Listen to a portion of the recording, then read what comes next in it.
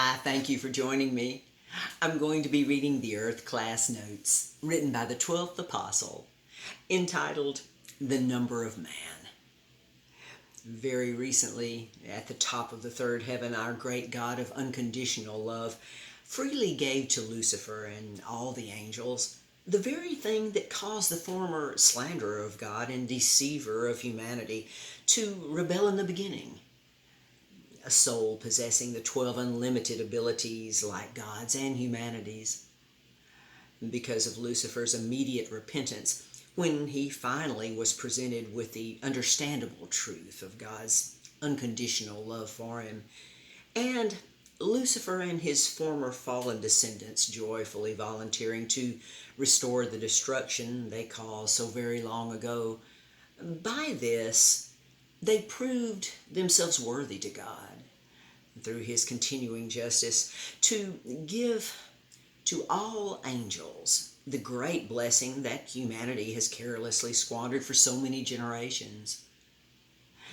Also, through God's continuing justice and love, his creation of Adam, who failed during his life here to become like God, Adam has now become more godlike than he ever would have if he had never fallen in the beginning.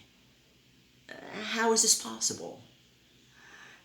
Adam now has specific understanding of all of God's purpose and plan.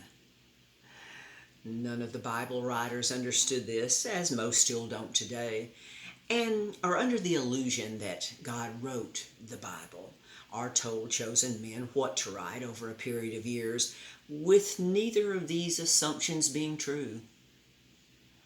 And this is obviously proven in John's writings of the last book of the Bible, called the Revelation. When John was an aged man here on earth, these 22 chapters were all written in extreme symbolism and parabolic expressions due to the lack of John's understanding of God and his perfect plan of unconditional love that is understood by so very few here on earth. But now all souls in the spirit realm understand. If the 11th apostle, John, had understood what his last responsibility was, he would not have written the last book of the Bible in such extreme symbolism with words and phrases that has caused so much misunderstanding and false conclusions about God and his plan.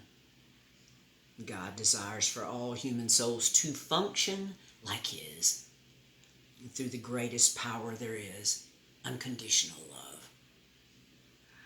Consider, if you and I choose to love unconditionally, this leaves no place for hate of anyone or anything. May we choose this greatest power there is. May we indeed choose wisely. Until next time.